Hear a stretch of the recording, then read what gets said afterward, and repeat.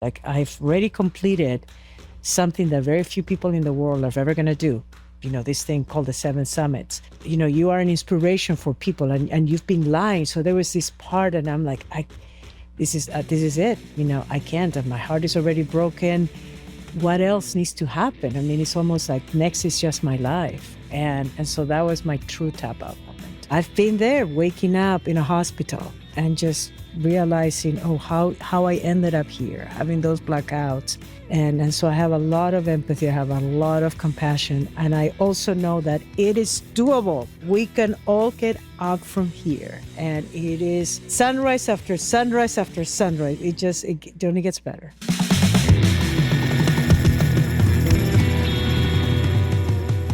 Welcome back to the Seano Show. I'm your host, Seano McFarland. Today's guest is someone whose story is about courage in every sense of the word. She's an ultra-endurance athlete, mountaineer, author, and survivor who became the first Peruvian woman to summit Mount Everest. Get down. But the real climb in her life didn't happen on a mountain. It happened in her body, in her mind, and her healing. Her work today is about turning pain into purpose and helping others move forward after trauma. We both love sobriety. We both love ending sex trafficking. Yes. And we both insist on living out loud 24 hours a day. Right?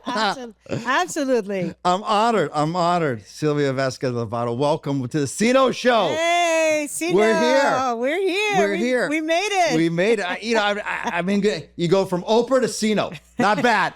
You know what? I'm honored. I'm honored. I'm blessed because we've been trying to get a long time. We've been trying to put it together. And the amount of gratitude just to be here right now. Yeah. Well, thank you. You're a busy woman, thankfully. And let's drop some light on some folks, huh? Let's start in. All right. Well, let's start with your journey, your story. Okay. Let's just work that and I'll work our way into, when you finally tapped out and got sober. This will be my 8th year. Very proud of sobriety. Oh, congratulations. It'll be around July. It's officially the 8-year mark. But the 7-year itch, I have to tell you, and life has been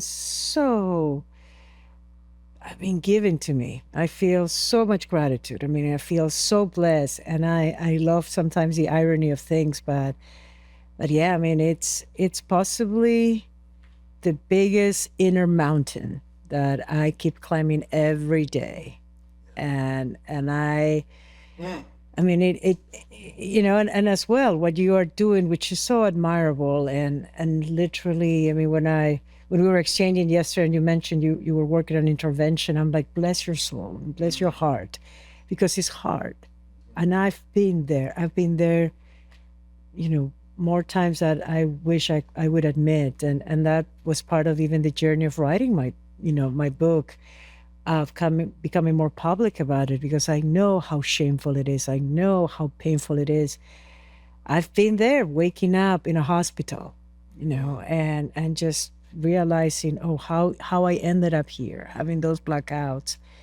And so I have a lot of empathy. I have a lot of compassion. And I also know that it is doable. We can all get out from here. And it's sunrise after sunrise after sunrise. It only gets better. Well, tell the audience that don't know your story, where you grew up and things that happened. And let's walk you through your story, your beautiful story. Thank you. I was born and raised in beautiful Lima, Peru. The best food in the world, hands down, for sure. As of now, it is confirmed. And I was having a very regular, normal upbringing until, sadly, at the age of 6, I had to experience sexual abuse from somebody who used to work with my parents at the house. And as usual, these sick perpetrators tell you, your parents know, shut up, they told me, and, just do as I say. And my father was very authoritarian, so he was very violent. And so, and it always pains me when I come back to this, as little angels, we want to please. We don't have an ounce of trying to do hurt. And so I felt, well, if this person tells me my parents know, I have to obey. And so this kept going on. This went on for about 4 years, 4 years. And I remember I was going to a Catholic school, was getting ready for communion, and they started talking about, capital sins. And somehow my parents take me to the wedding of this guy. And all of a sudden I'm like, wait, what? I'm learning about, the 10 Commandments, and he's getting married, and what is he doing with me? And that's what I was like, wait a minute, this has to stop. And it's funny, but the first person I told about these was on my first confession ahead of my communion. And I told the priest. I hadn't told my parents because I was too afraid. And I felt the priest was going to be like, whoa, stop, blah, blah, blah, emergency something. And he just said, all right, that's like 3 Holy Marys and like 3 Our Fathers. I'm like, oh, wow, okay, this is strange. And ultimately, I actually, I was like, no, I started avoiding and running away whenever this person was in the house. And I think that's possibly after this ended, maybe it was the beginning of the nightmare for me. I was about 10 years old, starting to learn from elementary school. This is when they're introducing, I don't know, like health coaches and telling you. And I remember, I will never forget the day of this female coach coming and mentioning, little girls, eventually when you grow older, this will happen and blah, blah, blah. And I'm like, wait a minute, this has happened to me. And so like the unraveling started happening. And I remember then watching, I talk about in my book about just listening to an episode of the 700 Club, in which one girl, like they were talking about women on the streets. And there was a woman who had been a prostitute saying, yeah, this started when I was a little girl, and I started describing what I had gone through. And all of a sudden I'm like, oh my God, wait, am I supposed to end on the streets? So that became possibly the unraveling, and I couldn't tell anyone. And I carried that for about 5 years, the formative years. I mean, so it does pain me at times to know that my childhood was totally stolen. And I started numbing around that time, even before, as the abuse was going on. We're very social in terms of as a culture, very similar to Europeans about drinking. And any big gatherings is like, oh, just have a little bit of wine, just have a little bit of thing. And so for us was pisco sour or the sangria. And so I started tasting it. And I remember coming to face with alcohol and being like, oh, wow, not only tastes good, but it helps me numb. It takes my anxiety away. So it's a very young age. That's when I started my relationship with drinking. And so it would be in a way that, especially for the birthdays, have the pisco sour, little cheering, and I would go into the kitchen and then like drink whatever was left over, and just knowing that was like, okay, that will make me kind of zoom out and just feel almost I don't have to have the constant nightmares. And eventually I told my mother when I was 15 what had happened. At 15, you told your mom. At 15, I finally, because I was being very rebellious. I figured out that my father maybe had something to do with it. And I'm like, maybe he hates me just because our relationship was very complex. And on one of these, and then, as a teenager and coming through a lot of these emotions, I couldn't take it, told my mother, and I broke her heart. I mean, like I will never forget. And I talk about it, like I go into details in the book as to like the moment that it happened. And I can always go back to it. Going up to the roof and really just like bloom, telling her the context, and I remember it broke her heart. She got so depressed for about 3-4 months, and she asked me if I wanted help. I'm like, no. I at the time I'm like, I'm a survivor. Nobody needs to know about this. And she got help, and the therapist told her, let's get her out of this country. And so that's how I ended up coming here for college. The therapist said, get her out of the country. Yeah. He suggested for me to leave my country. And at the time, we were having a lot of uncertainties. We were having, there was an ongoing war with terrorism. There was a lot of insecurity. The economy was very harsh. And a lot of people were migrating. And I would possibly, at that time, like late 80s, mid 90s became the Great Migration. so many people leaving. And I was studious. I mean, the way that I channel, I mean, number one, not only my childhood gets taken, my voice gets taken. So I can't be that, confident girl. And it's funny, but to add more injury, I end up being bullied in school, all of high school. So of course, and it's painful as I've seen some of the videos in high school. It is painful to see me because you can tell just how, just the amount of pain, just the amount of, I wanted to be invisible. So, with the bullying, my voice gets taken away. So there are all these different signs that Peru is no longer a safe place for me. And so the opportunity, so I became very studious. It was almost like, let me fly under the radar. How can I fly under the radar? By just reading, by literally going inside. Nobody needed to know my secret. And so the idea of leaving felt like, great, starting anew. And that's how I ended up in this country with a scholarship for college. But then again, the freedom to drink. And, there's no supervision. My parents had been quite strict. So I get in my first year in college and boom, I already had, I think, since I had been forming the habit of drinking, there were a lot of addiction warning signs. And so you land here in a school, and of course, it's like, drink as much as you can, get the fake IDs, and so, and it, what became part of the college life, it kind of kept having, it was a double-edged sword for me.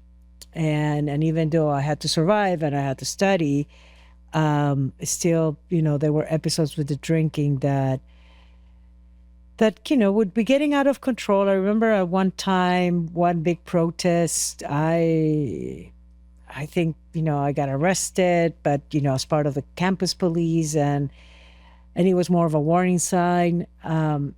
But it's still, there were already brushes. So the signs were there, but also I just couldn't see myself as really thinking that I had a problem, because I was also still would go to classes, and I wouldn't miss classes. I still kept different jobs to maintain myself. And so there was that, I think, edge. So I kept pretty much being a very, fully functional alcoholic. And then I finished college. I realized I'm gay, and I come to visit family in San Francisco. I see gay pride, and next thing I'm like, whoa, it's my community. I was supposed to move to New York, and I hadn't seen gay pride there. If I would have seen it, I didn't know the birth of the gay movement or gay rights was in New York. But I moved to San Francisco, and it was also, my family at the time were very conservative, very close-minded, and they used to make fun of gay people. And so then it became this secret, and it doesn't hurt, it doesn't help the cause that the only job that I can get out of college as an international student is with a small vodka company called Sky Vodka. So it's almost like life is being like, what, we have a little journey for this one over here. So here I am, being part of this 12-person startup, and it's Sky Vodka, which became very popular as this blue bottle vodka, the one that wouldn't give you hangovers. Already with an upcoming raging alcoholic, I'm like, our monthly allowance was 3 liters of booze, and I remember the first, and I go into details about this in the book, but it was a journey, so it doesn't help the cause.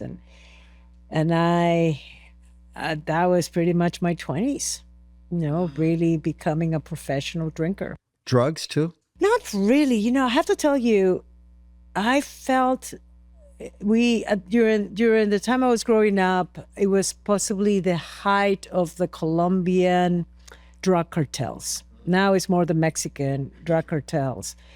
And I think it's Pablo Escobar was in the height. And Peru, we were always being producers. And at least I think they did a great job for prevention. And so that really got to us.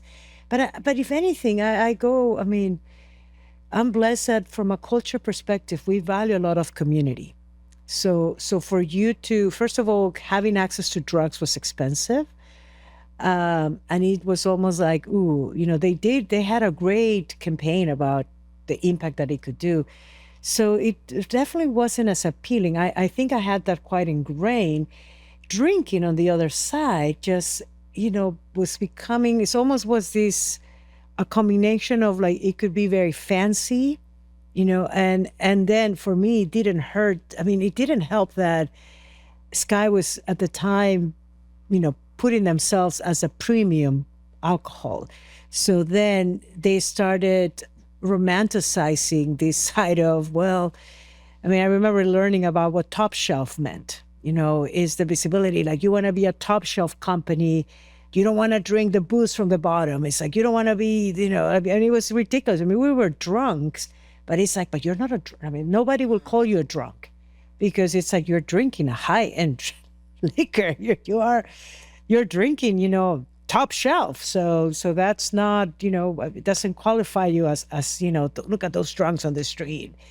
And so that was not helpful, to be honest, because it's like the romanticizing of just not only premium alcohol, premium tequila, premium wines. And so that was, very complicated. You not only get an allowance, but you have a bar at work. Right. Oh, what a dream job for an alkie. Yeah. Right. Then things started getting a little funky, right? This is possibly the height of the challenges for me. When I would say when alcohol really starts taking control of my life. I mean, it becomes, I'm working at an alcohol company and it's like, having a hangover, just like, it's part of, it's like you're earning your badges. I mean, I will never forget seeing a lot of the top executives with what a lot of excessive drinking can do to, I think it breaks the capillaries of your nose, so you can just see all these sides, and especially our annual sales meetings. It was this aspect of, it's like you got to keep up with the drinking, and I just became. It was this. I had a lot of gratitude because this company helped me getting my H-1Bs and allowed me to really, because we're such a startup. Allow me to learn how business operate. And then it didn't help that we got bought by Campari. That's right. And so that was the biggest presence. And now they bring us another different level. So now we have this connection with Italians. And their international headquarters were in Monaco. So it's all of a sudden, I go from these tiny little companies, San Francisco, to experience growth.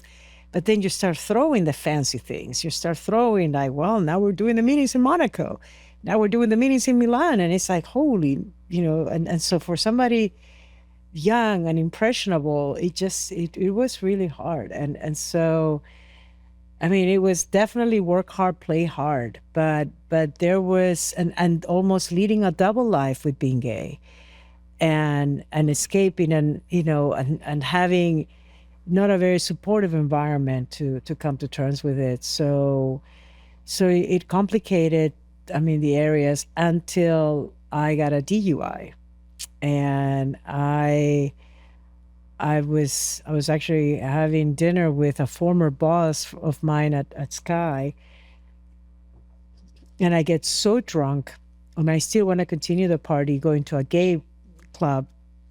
And on my way to this gay club, I think I'm in control, which is the worst thing that we do as alcoholics. And I'm going, and I don't want to, I'm just like, I want to make sure that I don't get there too late. And as I'm rushing towards this place, I just crash into a bus. And I hit this bus. And of course, I hit the rear end of a bus that is parked. And, the damage is my car. And I had a black Jetta.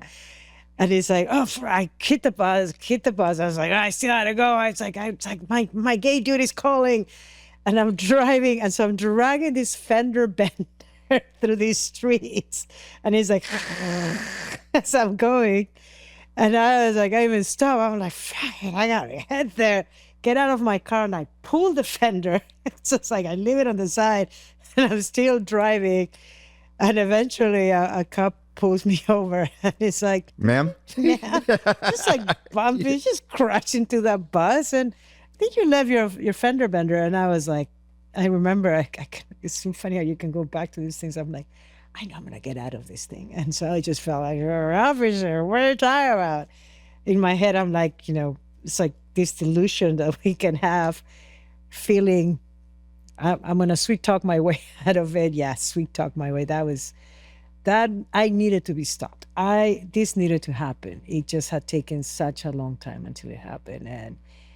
And that was the first time I ended up in jail. That was the only time I ended up in jail. And it was on a Friday night. And how the amount of my shame was so huge that I didn't want to call any family member. And instead I waited to Monday to call the attorney. Wow. So, because I didn't want my work to know. Like it was the biggest hypocrisy that alcohol company had is that if you got a DUI, you'll be fired, which is like for a drinking company. And so to me, it's like, no way, I can't get fired. And so I waited to Monday to call the attorney, and they got me out. And that was, that shame, that fear maybe stopped my drinking for about 2 months. Right. It's almost like, oh, never, never. Everybody's good after the DUI.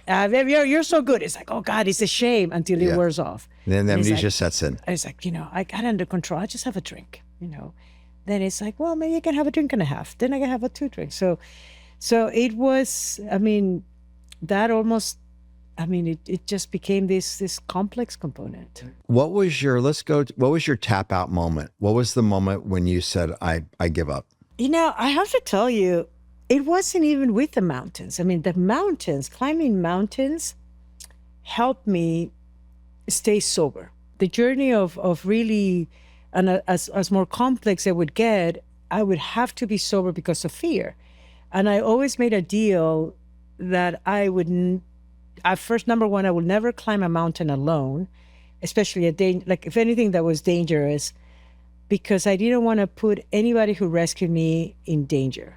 I knew that rescues are very complex, and I felt, why jinx that? Why put the pressure on someone else? So I remember making a deal of, it's so funny. It's like, it's the kind of deals that you make with yourself. On the one end, it's like, I'm never going to, climb a mountain on myself, but then I'm going to drink to death. So it's this kind of warp at times how our brain can work. But when it came to climbing, because I wasn't a licensed guide or a high altitude guide, I always felt, I'm always going to be careful and obey. And if anything, it was almost going into boot camp. So it brought me a lot of structure. I always had to, and there was nothing guaranteed, how much I would last. So climbing kept me sober. After the climbing, the celebration, holy man, it's like the permission to keep drinking. So when I'm being honest, mountains always was a sacred place for me. They were a temple.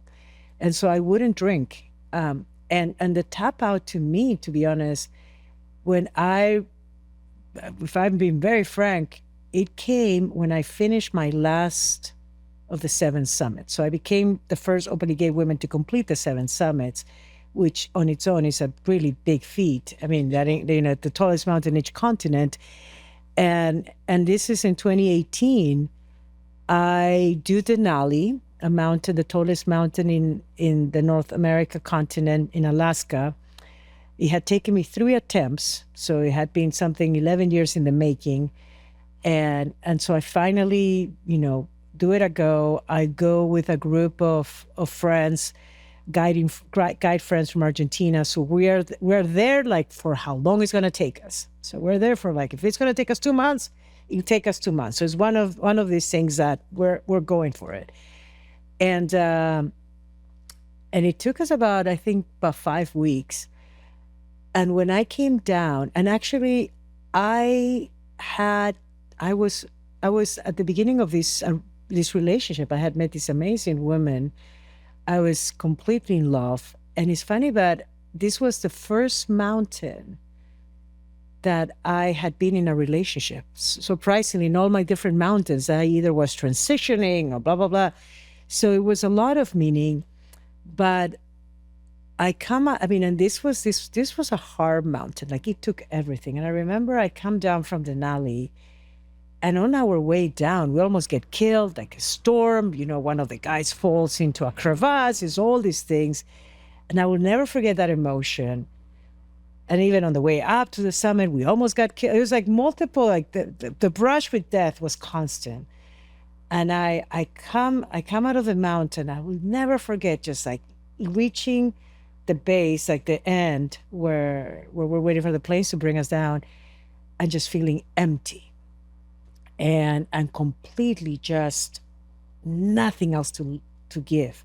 Not even in Everest. I remember coming back from Everest and like celebratory, but Denali, I'm done with this mountain, 2018, totally empty. I have nothing inside of me. And of course, and I had some issues with one of the guides. And so there's like, there's all these, all these complicated relationships, or like, complicated emotions. And I get back to San Francisco. At the time, this woman I was dating lived in New York, comes to visit, and somehow, the drinking comes back, celebratory, but it's almost like, that emotion of emptiness, like whatever I had experienced in Denali. So, and it's almost like every time I would come out of a mountain, you will experience so much, almost PTSD. Like these experiences of almost getting blown away by unexpected storms. I mean, these brushes with death have an impact. I mean, so you carry PTSD, but I didn't know how to deal with it. And it was the way of dealing. It's like, well, you're drinking, celebrating. And so I think after Denali, I see my girlfriend, and somehow when she leaves, like my wires get crossed, and I act like an idiot. And she breaks up with me, and it's that breakup that just was. So I will never forget. I'm going to therapy. I wasn't doing 12 steps.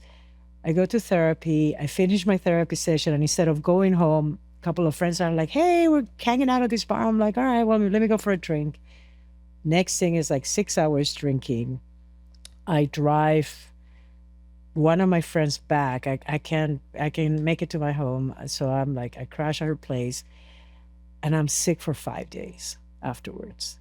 Like the hangover is so bad. And and this is already the breakup had happened. And that was my tap out. That was your tap out. That was the 5 days sick.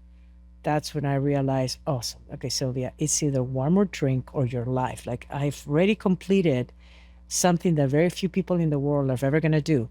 This thing called the 7 Summits. You are an inspiration for people, and you've been lying. So there was this part, and I'm like, this is it. I can't. My heart is already broken. What else needs to happen? I mean, it's almost like next is just my life. And so that was my true tap out moment. And since then, that's what I've been, I haven't drunk. And did you go to 12 step after that? Or what did you do? I didn't do 12 steps. And I have nothing against it. It's just, I had done actually, one of my girlfriends at the years earlier she suffered from anorexia. So we did Overeater Anonymous. And I remember going, to be honest, I think it just felt maybe, it was just my straw. Like I wish I would have found a community there, but then again, I'm a climber. So it's almost like I do things that is almost like I'm missing a certain screw. And so there was something about, and with the timing and traveling, I felt it's like, how can I make my commitment? And so I started, it started with self-control, but I knew that self-control was not going to allow me. I had done Hoffman. So I had done it actually many years earlier when I went through my divorce. And it had helped me. It actually got me into climbing back again. And it was just, I did Hoffman in August. And almost like after the DUI, sometimes there are a lot of these processes that can allow you to it feels like if you don't have a consistent practice, which is 12 steps for many people, and you can do like almost these shock practices, it feels like you're almost walking on this, what do you call that line that, you barely, it's like it's hang up in the air and you're almost walking, and sometimes you have to balance yourself. High wire act. The Yeah. high wire act. So it's almost like you're walking on a high wire act if you don't have a community. And it can only take you so far. And so after Hoffman, I was walking on that high wire, and it was possibly the biggest blessing. I was reconnecting with a friend of mine who unfortunately passed away, a neurosurgeon. And, different story maybe another time, but I have a small brain tumor in my brainstem that got discovered on my anniversary of Everest. And so I was having a follow-up with him, and I was telling him like I'm just about a month or 6 weeks sober, and he's like, I started this institute at Stanford called it's the Center for Compassion and Altruism, and we have an 8-week class of self-compassion. It's called Compassion Cultivation Training. It's like, you should take it. I was like, all right, got nothing to lose. That became my 12th step. Oh, beautiful. That's my daily practice. I did the 8 weeks of the class, and then. And how long sober are you when you start those classes? I was about 6-7 weeks of sobriety, because Wow. I got sober July of 2018, and the class started mid-September. And I started going to these classes. I had no idea what to expect, what was going to happen, and that changed my life. Yeah, break it down. So, yeah, what'd you learn there? What were the takeaways for you?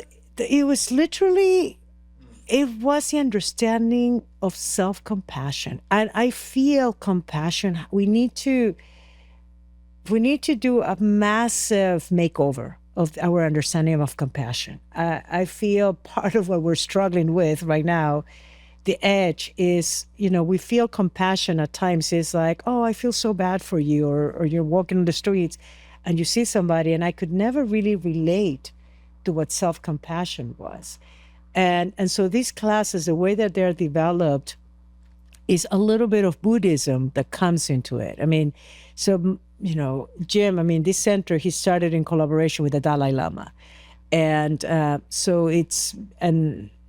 he developed the curriculum with who used to be the Dalai Lama's interpreter. So it has a lot of Eastern understanding. But in these 8 classes, you start discovering, what does it mean to give yourself self-compassion? It's almost understanding that you can control things, and what it means to surrender to the things that you can't control, to the way the world is. And it allows you to go back into, painful areas and give yourself compassion. And what I love about the eight methodologies is that, you learn to give compassion to others. You learn to do something that is called common humanity. It's like in some of the practices, we would, we start like, and it was a guided meditation. So we will be working. You get about 7 minutes of the guided meditation in silence, and then you have the guide comes and tells you, okay, well, let's think of a loved one. Let's think of somebody that you don't know, neutral, and let's think of somebody that you dislike. And then it allows you to see, you put them in the same, visualize them, all of them together, and understanding that, they are somebody's daughter, they are somebody's son, they are somebody's mother. And it allows you to relate to this common humanity aspect of things. And then at one point in some of the meditations have you, send love to your neighbors. Now get yourself out of it. Send love to the city that you live. And it's all of a sudden realize how interconnected we are, which I felt kept driving a lot of my addiction, because it's like you go down the rabbit hole of shame and you just feel, whoa, I'm the only one. And you isolate yourself instead of understanding, no, we're so interconnected. And another part of this program was to do Tonglen, which is you breathe in the darkness, you breathe out light. And so, and in all fairness, I did 4 of these classes. So I actually to me, it was especially the self-compassion aspect. I mean, I know I've always been very compassionate towards others, which was part of the addiction. By helping others, maybe I can collect my karma points, but not understanding the damage I kept doing to myself. And so, this incredible teacher that taught the classes, I mean, like, we were done with the curriculum. We were like, we want more. So we ended up doing 4 more of these that really cemented. And that's my 12 steps. That's beautiful. Let me ask, were you able in that part of your recovery to have compassion for the little girl that was abused? Is that where you started that healing? Out of the 8 weeks, one of the meditations, so it's, 8 weeks, 8 meditation. One of them is to work with you as a little girl or as a little boy. You have to go back to those moments, so it puts you, go back to a certain part of time when you were a child. So, and it's just that, and it's so funny. I still have it. They had us write a letter, and the teacher, who is a friend of mine, he calls me his best student, because I remember going through the classes and it felt as if I was discovering water. To me, just, it spoke to me, and I remember like constantly up and down, like I was just Pet's teacher. Like it literally was, whoa, this is true medicine. And so one of the homeworks that we had towards the end was to write a letter to yourself. And we were going to do the letter. So we were going to write the letter, send it, give it to the teacher, and then he was going to send it to us, about 2-3 months later. And so I remember putting that off. I was like, I got to write it. And then I wrote it eventually one morning after meditating, go to class. I was like having doubt. I'm like, do I talk? Do I share it? Teacher calls, like, who wants to share it? This woman goes, and, he has her like, okay, read it. So she reads it from her seat. It's like, maybe one more. And I'm like, okay, maybe me. So I raise my hand, and he has me. He's like, I know you. So he's like, stand in front of the class. So I'm like, oh shit. So I'm with my 2-page letter. And the moment that I start, like, dear Silvita, and I read these 2 pages out loud, crying my eyes out, the whole class crying. It was possibly one of the most epic experiences. We were done with the letter, and like the teacher was like, okay, we got to take a 20-minute break. And up to now, I remember when we were doing the evaluation, or when people were asking what was your favorite, about half the class said my letter. And it's, and that was a letter that I wrote to myself, like really incorporating the little girl and all the pain and all the trauma. But yeah, that class has been my healing. It taught me not only the opportunity to heal myself, but it taught me boundaries. Ooh, let's talk about boundaries. Oh, Yeah. That was the biggest shock.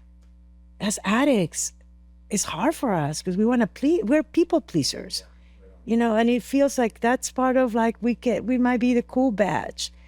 And I struggle with saying no, and that's what it was so transformative. And it allowed me to, I think it's the buildup for what self-compassion does to you. It's this muscle that starts building on you by protecting yourself first. And so what a boundary does is you're protecting yourself. And it's no longer about pleasing somebody. At certain point, we haven't been brought to this world to just please others. We all have a role to play. And I think that is, and especially for somebody who was, in my case, people pleaser, it felt this, like, the guilt.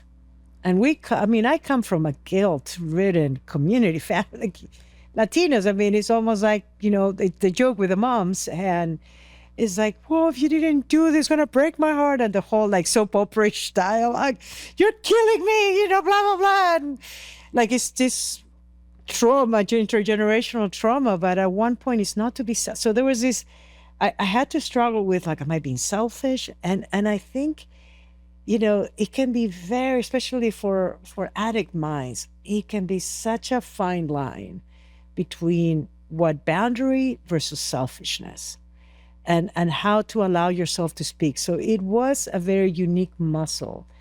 And I felt that the stronger my understanding of self-compassion allowed me to be like, well, I am the one protecting this little girl. Well, so that means not tonight. What is it that I want to do? And just You started saying no more. You started saying this doesn't work for me. yeah, I'm so sorry. The timing, another time, and just deal with the FOMO. You missed out, but yeah, that's part of life. Did I read this in the book or one of your talks? I want to make sure I got this right, because it really hit me. If I got it right. And I think it was Mount Everest. I think a lot of you talk about people I'm going to climb Mount Everest. I'm going to, with ego. And conquer Mount Everest. Conquer, that was it. That's conquer, right, yeah. Thank you. But you said, oh, I want to cry. You said, I'm going to let my little girl go first. Well, I'll tell you what. I just came up with this a couple of weeks back. You don't conquer what you revere. Amen. Break that down. You don't conquer what you revere. Mountains opened up the healing to me. They're my temples. Who am I to think I'm going to conquer it? My little girl brought me there. And now that little girl who unfortunately had to go through what she had to endure, and who carries so much pain and shame, but she had the foresight and the strength to put that seed in my life. And, I know now little children are angels of God, or angels of the highest being, or angels of the universe. And so their innocence is so sacred. And they don't conquer, when you see them. And so that is why that's what makes, massive differentiation. And I love that, most of my climbing women friends, they're like, we don't conquer. Like, really? It's such a sadly a very egoistical way of looking at things. It's like, really? Wow. What a waste, to be honest. Yeah, right on. To live life with that mindset. I mean, maybe that's part of what we are awakening from. And this is... That's beautiful. Can you walk the audience, and I'm dying to hear this, how did you get involved in mountain climbing? What's the preparation? Walk us through and perhaps some, lessons for people in recovery and not giving up, One of the best advices that I remember, so this is what's funny. I mean, what got me into climbing actually was the beginning of my healing. And that's why I also respect, and you do this. I mean, that's your love, your passion, and you see, I want to be like you when I grow up. That's so sad. To be able to know, just there's a beautiful gift. And I think I'm hoping. Well received. My breaking through, and bringing my book out and potentially, working trying to bring the film adaptation and a variety of different projects is my way of contributing, showing people their different paths. But I didn't grow up climbing. So even climbing for me wasn't, this thing like, the mountains of Peru. Not at all. I was scared. I was literally freaked out about mountains in my own country. The only reason I got into climbing actually was, as I got after my DUI, I was going through a rock bottom situation at the time, and I asked my mother for help. And she's like, come back to Peru and do ayahuasca. So I did a session of ayahuasca. Wow, your mom wanted you to drink. Wow. So yeah, go mom. Go mom. And she was as conservative of a woman, but she was tapped into something though. Well, she had done it because I had a cousin of mine, a Peruvian, a doctor who actually had sent to do his residency in the jungles of Peru. So he started working with a French doctor who is now one of the most, the biggest scientists in the area. I think he should be retiring, Jacques Mabit, who started working on ayahuasca as healing. And even for the shamans, and I will say this, shamans have been using ayahuasca for centuries. I mean, it's the jungles. But to them, doing ayahuasca is like the surgery of the soul. So you don't go and do surgery the whole time. It's a 1 time or 2 time only. That's it. So it's hilarious that, at times we've been like, "Phew, well, I'm doing it every year." I'm like, well, okay. I mean, the real value is supposed to be this 1-time component that allows you. So I did the ayahuasca with my mom and my dad, and it's a very funny story in the book. But the first thing that when I take the medicine, what comes out is the image of me as a little girl, which up to that moment I couldn't see. I was angry at her.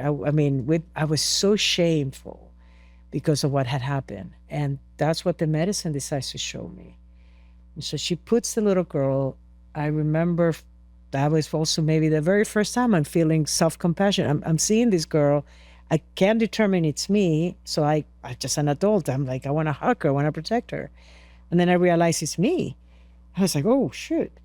And it's like the mounted medicine telling me, well, you need to embrace this part. And as we're hugging, this rumbling comes out of nowhere and these mountains formed. And my little girl pulls me to walk into the mountains. Oh, God. So that's my vision. Oh, that's so beautiful. That's what it gave you it? Oh, wow. And that's what started, that's what brought me to mountains. So that was the beginning. I mean, it was the beginning of the ayahuasca that got me into at least, walk into mountains. And I went to the base of Everest. That opened up and this situation that's when I started connecting to mountains as a sacred place. And at the time, my faith practice also wasn't strong. I was raised Catholic, but, there was so much, I felt rejected because of being gay. So I kept having, the struggles about like, well, what my faith. And that's when I decided, I'm like, I'm cutting the middleman, the priest, and I'm just going to go straight to God and just keep praying. But I have to tell you, I mean, like, so the learning when it comes to climbing, the one thing that one of the best advices that I had is that you would always have a bad day in a mountain. Like it was at the base of Everest, I'm meeting this very famous mountaineer, and I asked him, like, okay, we're about to climb. What would you recommend? And he's like, Sylvia, you are always going to have a bad day. That's great. And when that day comes, don't quit. And I start my book with my bad day. Yeah. I mean, I got this. Yeah. Not be my friend unless you buy this book now. And by the way, if you can't afford it, DM me and I will send you a copy later on tonight. I'm that serious about this great book that you wrote. So thank you. Thank you. But I will tell you, the bad day, we're always going to have that. And I think it's understanding that. I mean, I don't want to say that bad day means drinking, and it could potentially be, but it could be something about nothing goes in your favor. Like the project that you want to do gets shut down, or the job that you're trying to get, or you get into silly meetings. I mean, and that's why, you just have to, that's, which I believe, in 12 steps, you have community. You have that group to be able to know I'm struggling. I mean, I feel that is the biggest lesson that I've learned too. You need to check out the ego. Who are you doing this for? And that's what I am grateful that at least my daily practices have allowed me to know, to almost increase a love to myself. I have to tell you, the number of friends that I used to have before I got sober to the number of friends that I have now. Yeah. It decreases a lot, but I'm the happiest I've ever been. I mean, I can tell you, and every day I wake up just with so much gratitude. But it's the best thing. I wish I would. I don't want to live life with regrets, but I wish I would have done this earlier. Yeah. So, okay. But yeah, you're so humble though. I can see somebody like, I don't know if you know the reference, like, I'm going to climb up Topanga Canyon. I'm going to start there. But like Mount Everest, I mean, are you not just like scared and terrified? And how did you find this person? And were you in great shape? I mean, how did you start Or how did you become so patient? I mean, I think you just said it. You need to become patient. I think I will tell you this. Anybody, the same with ayahuasca. You can do, I tell people, go to the source. If you can afford it, go to the source. It will be transformative. Go to Peru, Brazil, Colombia, Ecuador, go there. If you do ayahuasca here for every reason, you will have an experience, but it is almost like, you want something that is 100 times more powerful to give you that insight. And so with climbing, the same situation.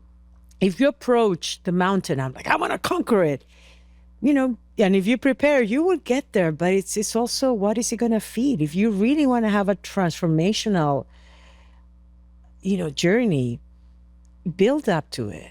And so for me, for example, for climbing, I went, the first time I went to the base of Everest was in 2005. I've never done a huge hike. I just wanted to bring my massive pain to the tallest mountain in the world. And I just fell in love with the environment. I mean, I remember doing this trek. I had a local guide, I had a porter. And the second day when I came across the Himalayas, this incredible awe got opened up. And I know that at times, and even within addiction or just when we're too stressed out, we live our day-to-days inside this box, and these boxes are huge. I mean, it could be the whole U.S.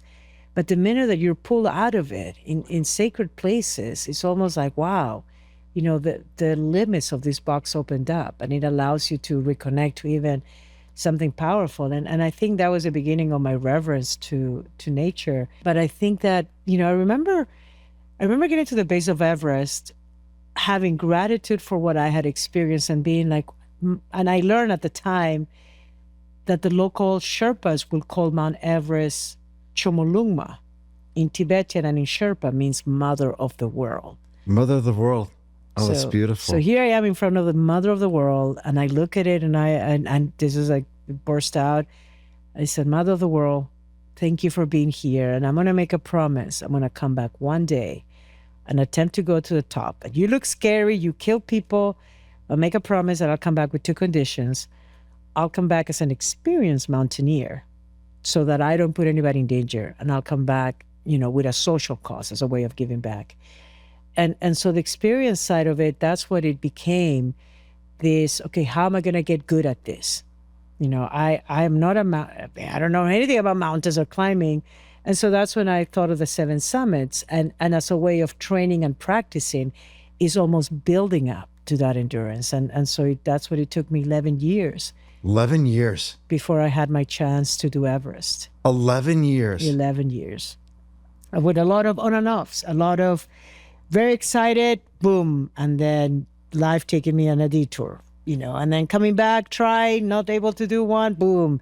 So I went through a lot of those detours, I think, until when my marriage collapsed in 2013, I did Hoffman, and Hoffman put me back into... Got you in alignment. Into climbing, getting back. So I started picking up the momentum like 2014. And so then it became like 2 focus years of climbing, working, having to pay for my mountains, doing my social cause, and which ultimately became working with young women. I brought survivors of sexual trafficking to the base of Everest so that they can heal. Yeah. What is your organization It's called Courageous Girls. Courageous Girls. Yes. Talk about Courageous Girls. It's it's been a growing journey as well. I had this crazy idea, what would my social cause be?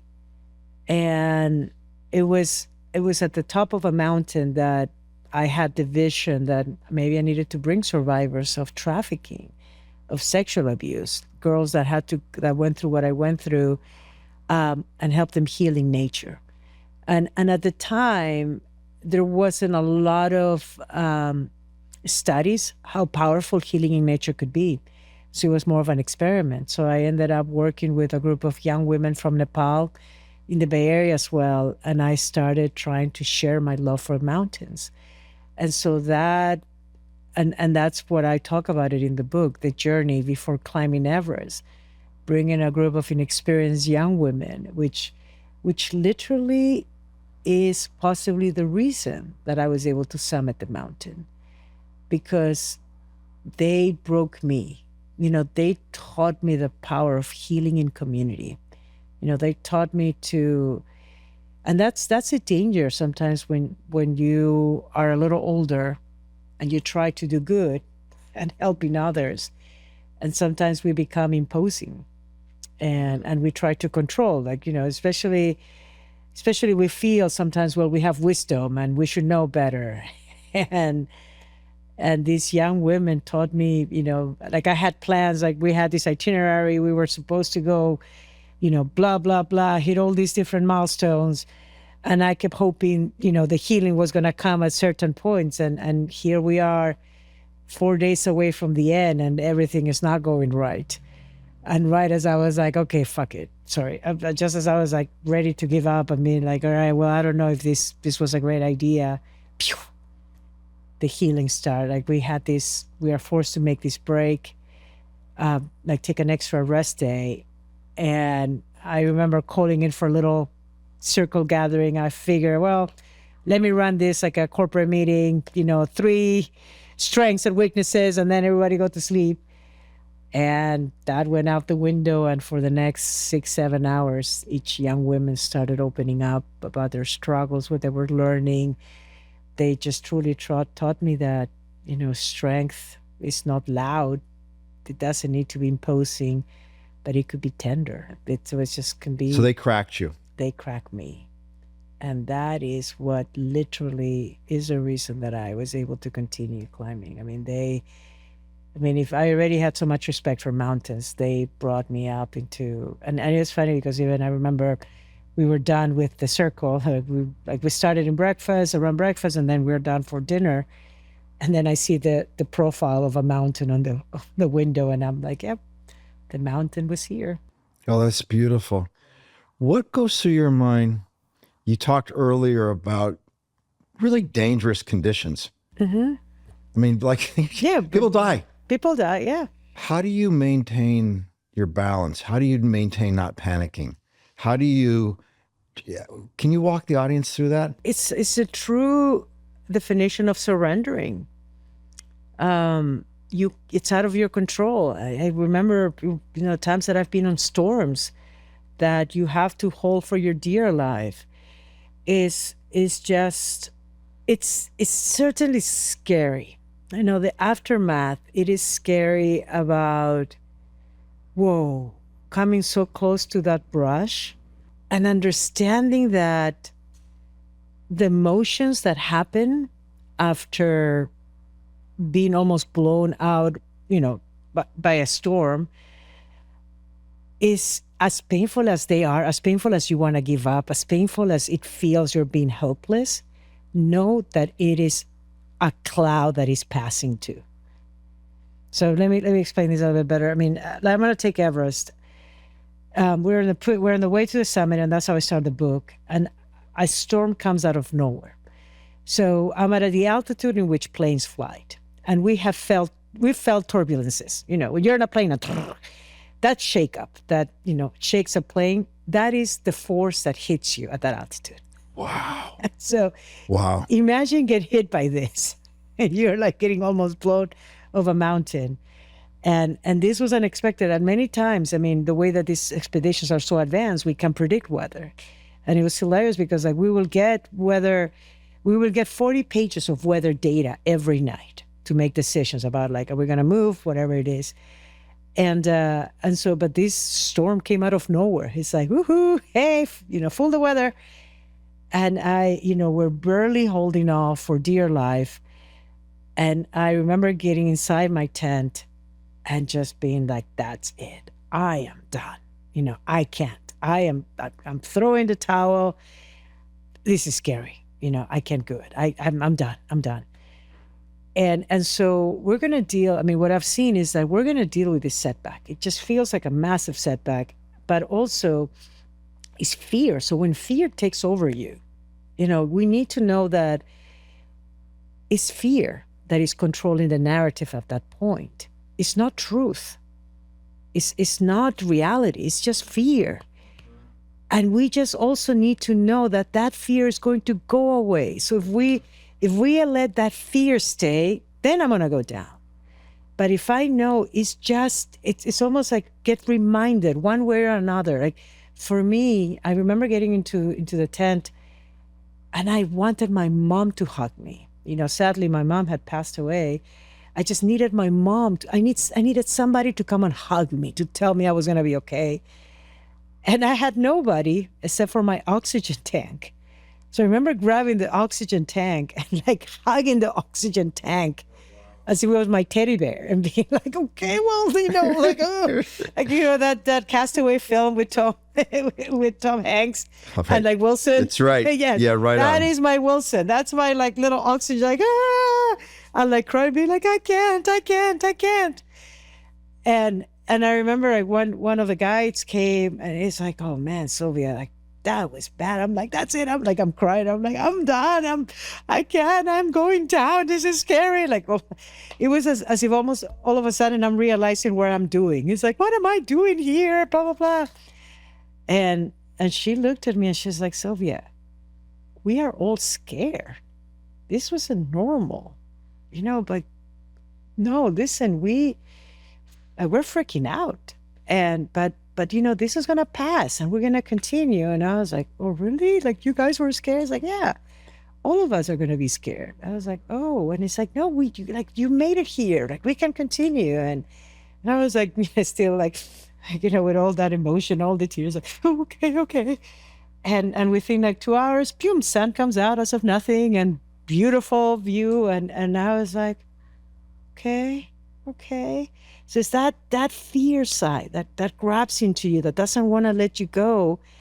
But it's like how we, dissipate the fear, how we make, because fear, at the end of the day, to me, is a smoke curtain.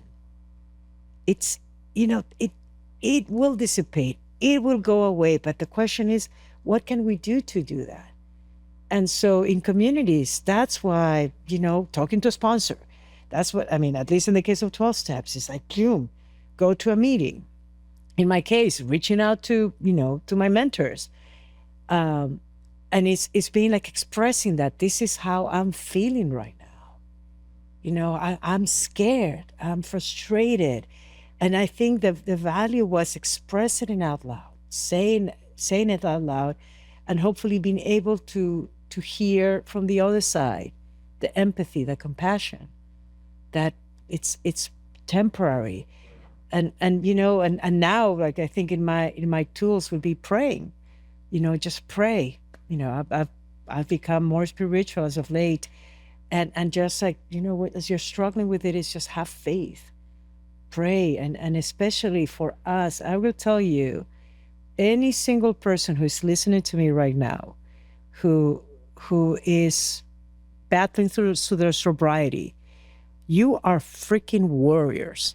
So, I'm you're my co-warrior. So from one warrior to the other, we're fighting this constant, we have this monster that we're fighting in. And understanding that admitting the fear doesn't make us weaker, it makes us stronger. To know that the sun is going to come out.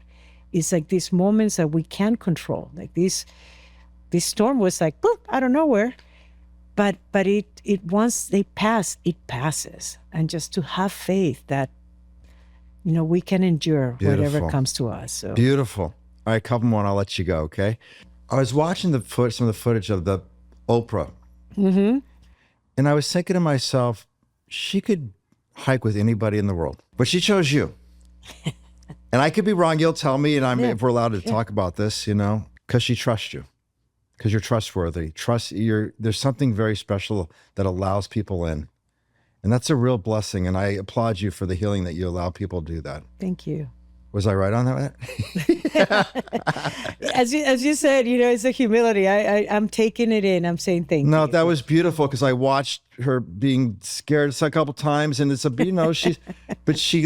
gave her guidance and protection and love. I was very lucky. I met her 3 years ago. I was giving a talk, so I'm very lucky to to get asked to give talks. So I give a lot of, that's part of, I pay my bills. I do corporate keynotes.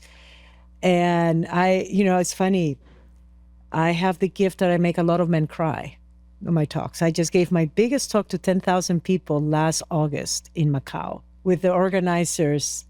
They're like, we want you to do this. I'm like, great. And I remember shyly mentioning, I've known to make men cry. It's like, oh, if you were to do that, blah, blah, blah.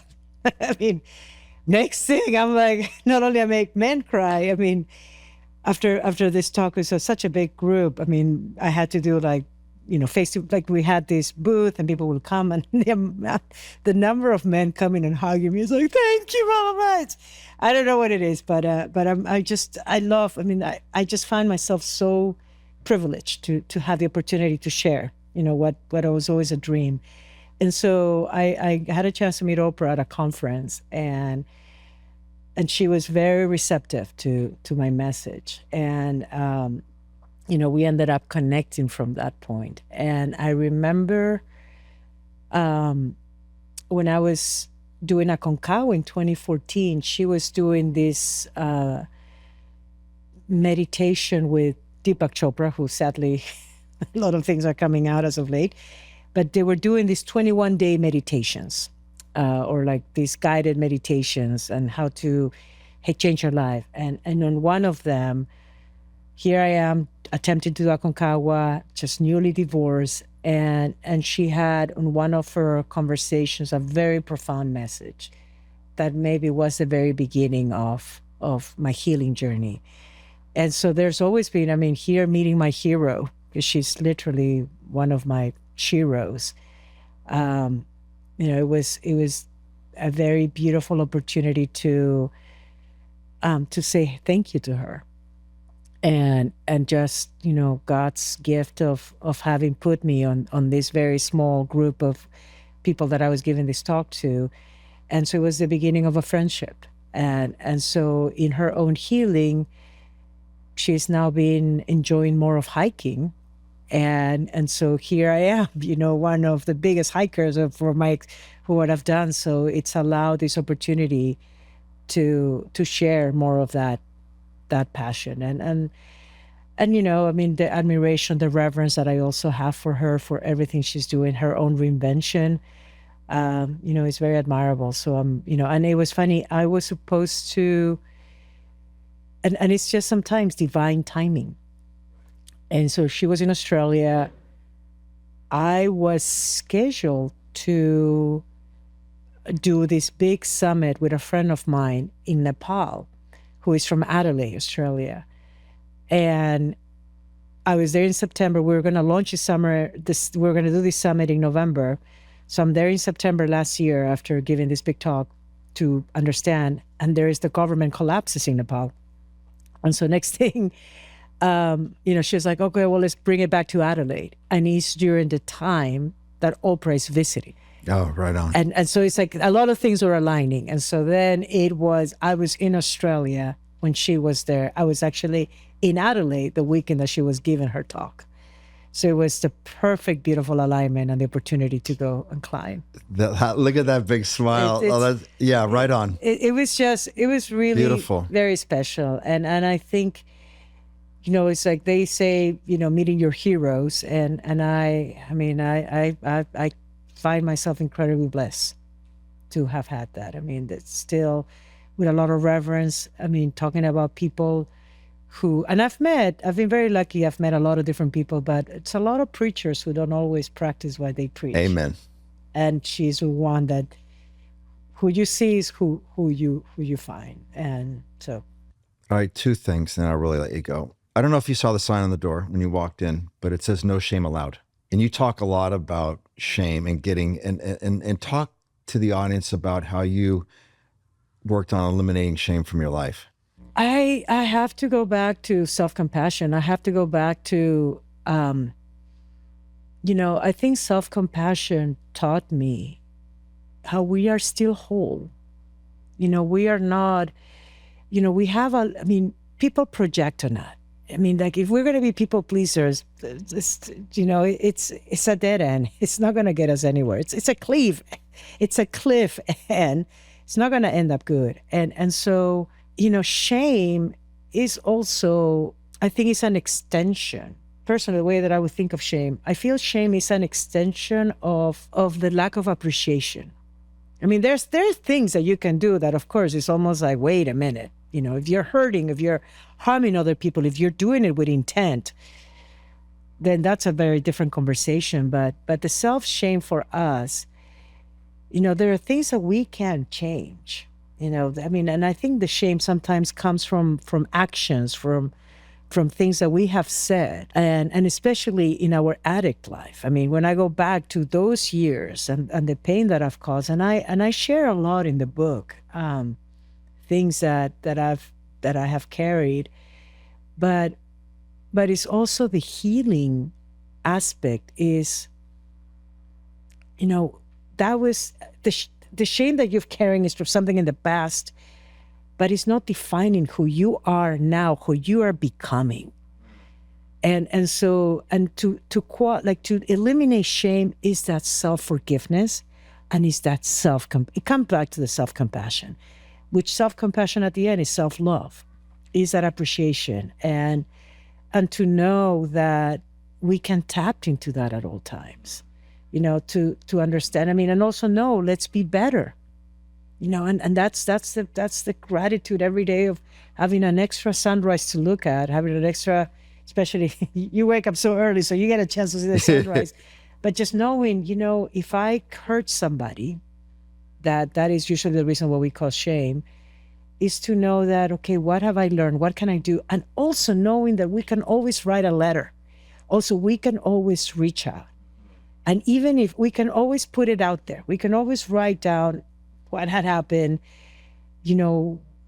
apologizing for what we did, and knowing that even if it comes from your heart, and if the person they don't want to receive it, you already did your work. It's like if you come out with all the integrity, with a very honest, heartfelt, vulnerable, like writing a letter or an audio, whatever it is, that's as much as we can do. And so that is, I think, that is the way that my relationship with shame. It's like, God, whatever we might have done, but let's be better. And we can be better, and we need to be better. And saying forgiveness and saying, I'm sorry. I'm sorry that I made this. It's, makes you grow.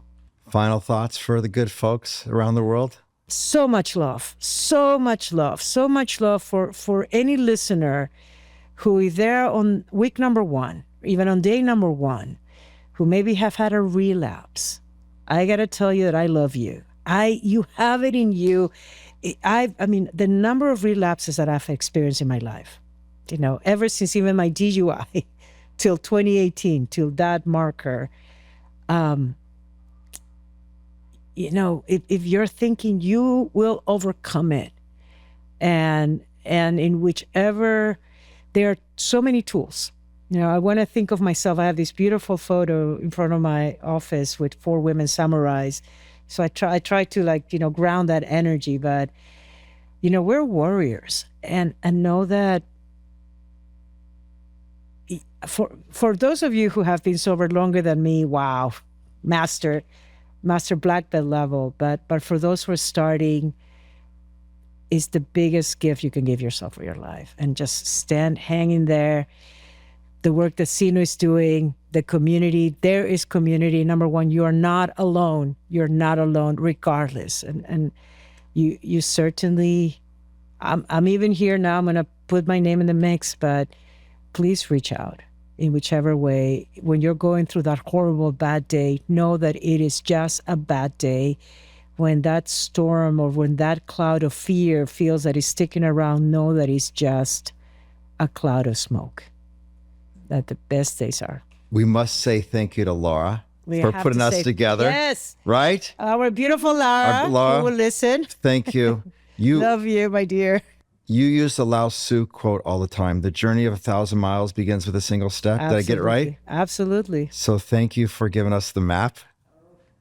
Thank you for your time, your heart.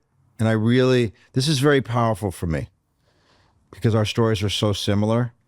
And I've connected with you on a very deep level because my kidnappers kept me. I didn't tell anyone I was kidnapped till I was 27.